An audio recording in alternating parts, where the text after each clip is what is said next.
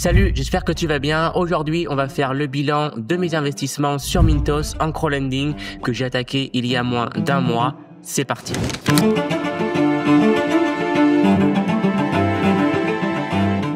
Avant de commencer, je tiens à me présenter pour les personnes qui ne me connaissent pas. Je m'appelle Dimitri, je suis étudiant ingénieur à l'école des mines de Saint-Étienne en alternance. C'est pour ça que je peux investir. Maintenant, j'investis depuis 2022. J'ai commencé à l'âge de 18 ans à travers un PEA. En 2023, j'ai investi en crypto-monnaie. En 2024, j'ai acheté mon premier appartement. Donc tout ça, je le partage sur ma chaîne YouTube en totale transparence. Donc si tu es intéressé pour suivre l'aventure d'un jeune comme moi qui prend en main son patrimoine, tu peux t'abonner à la chaîne. Ça me ferait super plaisir. Donc aujourd'hui, on est là pour faire le bilan de mes investissements en crowdlending après un mois. Donc dans cette vidéo, on va voir 4 choses. La première, pourquoi je me lance dans un autre type d'investissement. En deuxième, vos questions auxquelles je n'ai pas répondu dans ma précédente vidéo qui parlait de Mintos. En troisième, mes résultats après un mois d'investissement en crowdlending. Et en quatrième, mes achats pour les mois futurs. Pour commencer, je vais vous expliquer pourquoi je me lance dans un autre type d'investissement. Eh bien, c'est une question de diversification. Moi, vous le savez, pour l'instant, je suis assez diversifié, comme je l'ai dit, à travers la bourse, la crypto, l'immobilier. Eh bien, là, je me suis dit, ce serait quand même l'occasion en 2025 de découvrir un autre type d'investissement avec un petit ticket d'entrée. C'est pour ça que je l'ai marqué à droite. Donc, rien à voir avec l'immobilier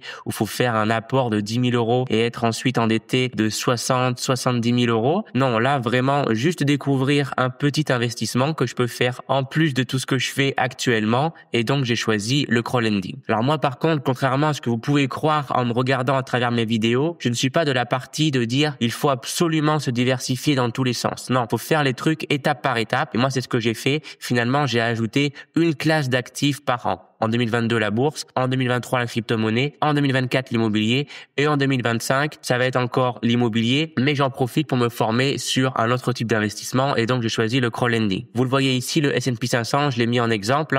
Depuis le début de l'année, il perd de l'argent, donc ça montre une nouvelle fois le fait d'être diversifié parce que d'une, on dort mieux quand on est diversifié. Certes, le S&P 500, il perd d'un côté, mais si de l'autre, on a investi en immobilier, finalement, ça équilibre la balance. Mais dans tous les cas, diversifié ou pas, il faut toujours avoir une vision long terme et normalement, tout se passera mieux quand on est là pour minimum 10-15 ans dans chacun de nos investissements. Donc, le crowdlending, c'est quoi pour les personnes qui ne connaissent pas? En fait, tout part d'un emprunteur. C'est soit un particulier, soit un professionnel qui a besoin d'argent. Donc, lui, qu'est-ce qu'il va faire? Eh bien, il va toquer à une société de prêt pour emprunter de l'argent. Derrière, la société de prêt, elle peut faire appel à des plateformes comme Mintos, puisque Mintos, elle, a des centaines de milliers d'investisseurs qui sont prêts à investir leur argent. Donc finalement, d'un côté, on a un emprunteur qui a besoin d'argent. De l'autre, on a des investisseurs qui sont prêts à investir leur argent. Donc c'est-à-dire, ils vont prêter leur argent, mais bien sûr, derrière, avec des intérêts.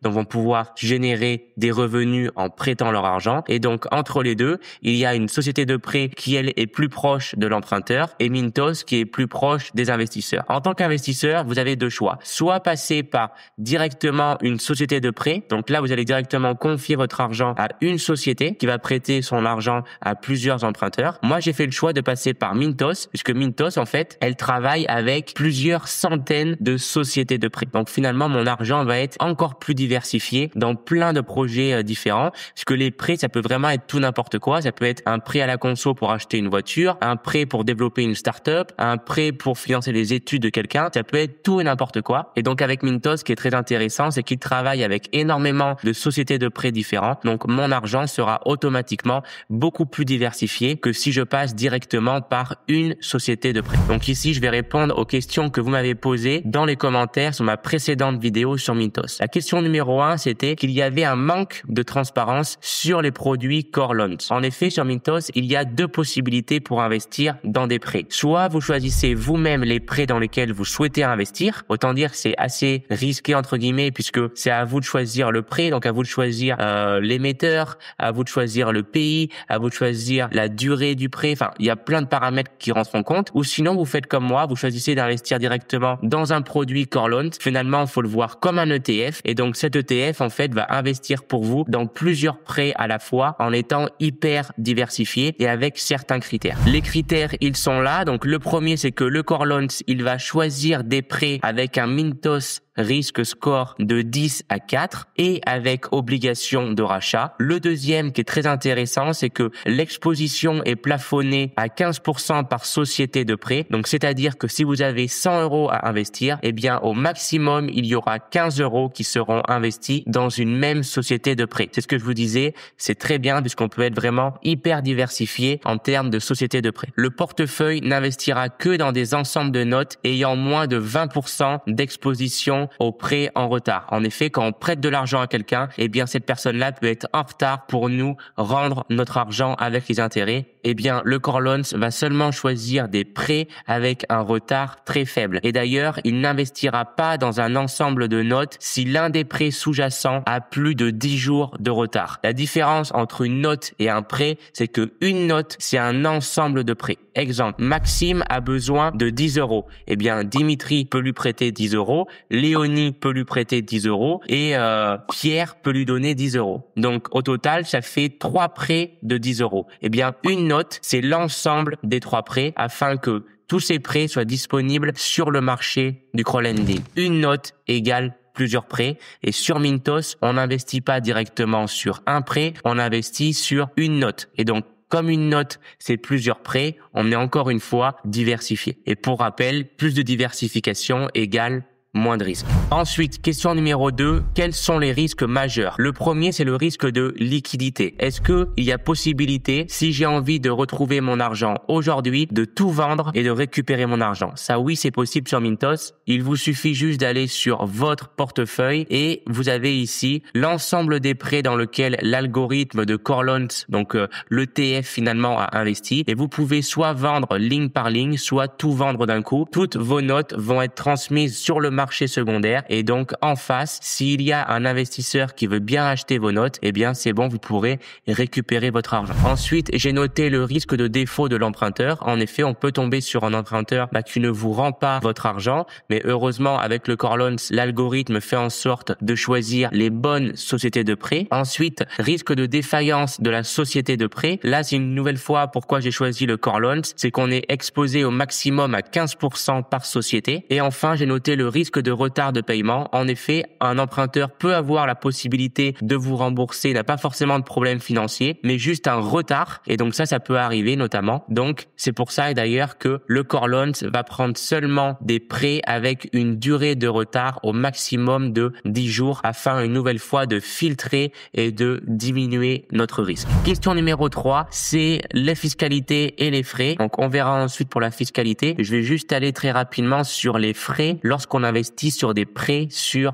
Mintos. Quels sont les frais? En fait, ce qui est très bien sur Mintos, c'est qu'il y a un onglet qui s'appelle un peu communauté. Enfin, c'est Help Mintos. Donc là, vous tapez vraiment ce que vous souhaitez et vous avez à chaque fois un article, bien souvent, sur l'ensemble des questions qu'on peut se poser en tant qu'investisseur. Donc là, votre question, c'était quels sont les frais liés à l'investissement dans des prêts? Eh bien, sur Mintos, il y a seulement un type de frais lorsqu'on investit sur des prêts, donc c'est-à-dire en crowdlending. Il s'agit des frais de 0,39% sur le solde quotidien de votre portefeuille. Donc, imaginons que sur votre compte, vous avez laissé sur une année complète 1000 €, eh bien, vous allez payer 1000 fois 0,039. Vous allez avoir sur une année complète, en ayant laissé 1000 €, 3,9 €. Donc voilà, c'est assez faible. Il y a l'exemple juste ici en dessous pour ceux qui veulent un peu plus de détails. Pour la fiscalité, je vous ai fait un exemple. Imaginons que vous faites 50 € de plus-value et que vous avez un prélèvement à la source de 10%. Le prélèvement à la source, on le connaît en allant sur le site des impôts, c'est marqué votre pourcentage de prélèvement à la source. Donc imaginons que vous avez 10% de prélèvement à la source, eh bien en fait automatiquement, Mintos va vous déduire 5 € sur vos 50 € de plus-value parce que vous avez un prélèvement à la source de 10%. 10% de 50 €, 5 €. Ça, c'est votre prélèvement à la source qui est automatiquement retiré de votre plus-value.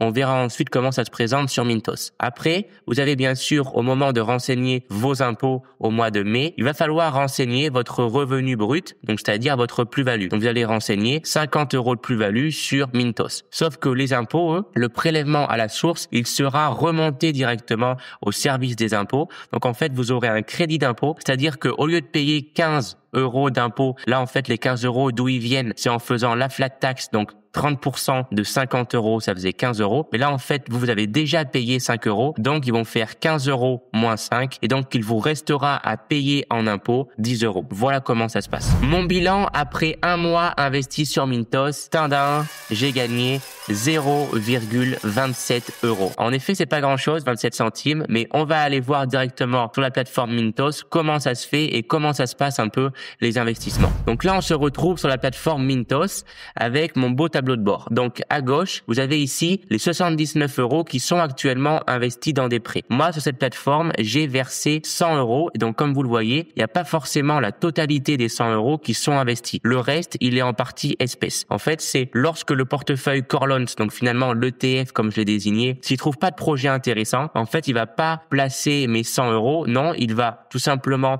mettre le maximum qu'il peut, mais ce qu'il peut pas mettre, eh bien, il va le laisser dans ma poche espèce qu'on voit ici à droite, 21 €. Donc au total, ça me fait bien mes 100 €. C'est juste qu'il y a une partie qui est investie et une autre qui est en attente d'autres projets, d'autres prêts. Ensuite, il y a la partie rendement. Donc là, il y a un rendement annuel brut. Donc ça, c'est un rendement qui est calculé, c'est-à-dire que si je laisse mes 79 € ici pendant un an, eh bien, quel rendement ça me fait? Ça me fait un rendement de 9,12%. Et là, ici, il y a le détail des intérêts que j'ai gagnés. Donc vous voyez, j'ai pas mis mon diapo à jour parce que depuis, j'ai touché d'autres intérêts. Donc au total, j'ai touché 33 centimes. Et ensuite, on voit ici donc les frais de service, c'est les fameux 0,39% qui s'élèvent donc à 2 centimes et le prélèvement à la source que je vous ai parlé qui s'élève également à 2 centimes. Là ici, je pense qu'il y a un petit problème d'actualisation puisque si on fait 33 centimes moins 4 centimes, je devrais tomber normalement en bénéfice total à 29 centimes. Je pense que c'est juste un petit problème d'actualisation parce qu'il y a juste à l'instant, c'était marqué 27 centimes ici. Je viens de toucher